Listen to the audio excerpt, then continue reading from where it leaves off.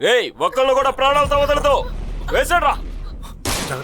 ఏయ్ జనం పట్టే మనుషులు రాబోదు. పరిగెత్తరా. నాన్న, ఎవరు వీళ్ళంతా? ఎందుకని మనల్ని చంపాలని చూస్తున్నారు? వాళ్ళు వచ్చింది మీకోసం కాదు, నా కోసం. ఇది ఖచ్చితంగా మా పిన్ని పని అయ్యుంటుంది.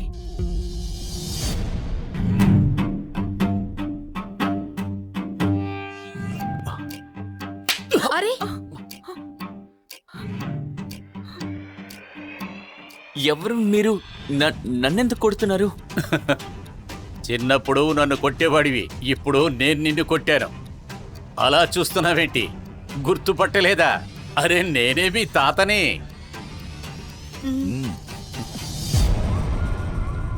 నాయక్ తప్పించుకున్నాడు బాయ్.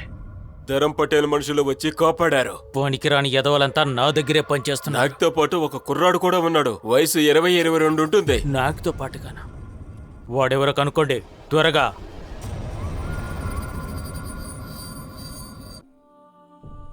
అమ్మా, నిజంగానే ఈయన నా తాతయ్య? అవును, మీ తాతయ్య దగ్గరికి రేపు తీసుకువెళ్దాం అనుకున్నాను, కానీ మీ తాతయ్య ఆగలేక ఈరోజే వచ్చేశారు.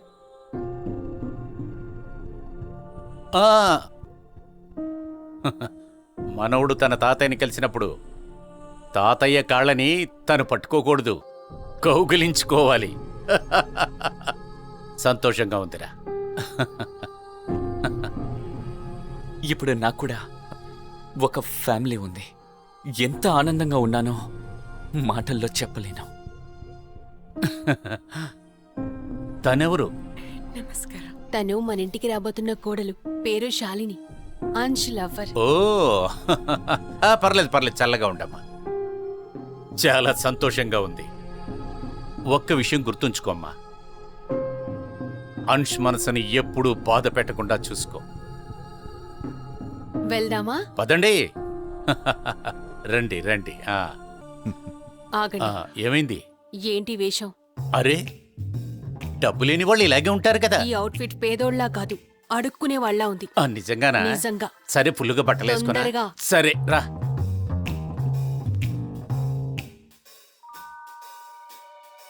వినీత, అంశ్ చేతి వంట తింటుంటే మీ అమ్మ చేసిన వంటలు గుర్తుకొస్తున్నాయి. నేను నా జీవితంలో ఇలాంటి భోజనం ఎప్పుడూ తినలేదు. చాలా చాలా రుచికరంగా ఉంది. ఆ వినాయకుడికి ఎన్నిసార్లు థ్యాంక్స్ చెప్పినా పర్వాలేదు.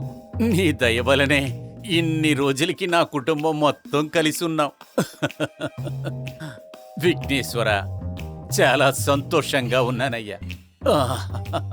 నాన్న, ఓవర్ యాక్టింగ్ కాస్త ఆపుతారా? న్యాచురల్ గా లేదా? లేదు. సరే తగ్గిస్తానులే. తాతయ్య, మనం అందరం కలిసి ఈరోజు ఏదైనా హోటల్కి వెళ్ళి భోంచేద్దామా? బయటికి వెళ్ళి తిందాం. బయటికి వెళ్ళా? ఎందుకు?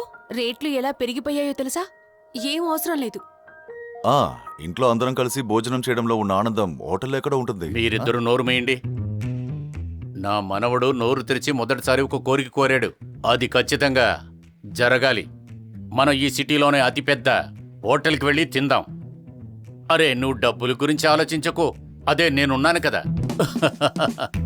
కానీ నాన్న, వెళ్దాం ఆంటీ. బిల్ గురించి మీరేం వరి అవ్వకండి.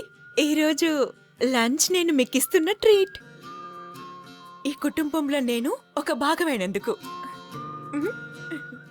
నాకిదేమి నచ్చలేదు. అరే కుటుంబం అంతా కలిసి బయటికి వెళితే కాబోయే కోడల చేత బిల్లు కట్టిస్తామా? అది పెద్దవాడిగా నేను ఇక్కడ ఉన్నాను కదా. వద్దొద్దు. అరే నేను మర్చిపోయాను. ఈ మధ్య నేను ఒక లాటరీ టికెట్ కొన్నాను. రిజల్ట్స్ ఈ రోజే వస్తున్నాయి. ఆ లాటరీ నాకు తగిలిందంటే డబ్బుకి దిగులు పడవలసిన అవసరం లేదు. తాతయ్య, మీరు లాటరీ ఆడతారా? లేదు లేదు, నేను ఎప్పుడూ ఆడను. సరదాకి ఈ రోజే ఒక టికెట్ కొన్నాను. ఆ రిజల్ట్ ఇవాళే. పైగా నువ్వు కూడా పక్కనే ఉన్నావు. 100% చెప్తున్నాను రా, ఈ రోజు ఖచ్చితంగా నేనే ఆ లాటరీ గెలుస్తాను. ఖచ్చితంగా గెలుస్తాను. అదిగో చూడు చూడు, అదిగో ఒక అతను లాటరీ టికెట్ అమ్ముతున్నాడు కదా, అక్కడే నేను కొన్నాను. నువ్వు అక్కడికి వెళ్ళి నేను లాటరీ గెలిచానో లేదో కొంచెం చూసిరావా? అలాగే తాతయ్య. ఆల్ ద బెస్ట్ రా.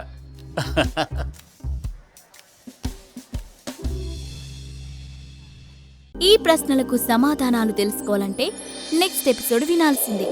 క్రింద ఇచ్చిన లింక్ ని క్లిక్ చేసి పాకెట్ ఎఫ్ఎం యాప్ ని ఇన్స్టాల్ చేసుకోండి. Stay tune to pocket FM.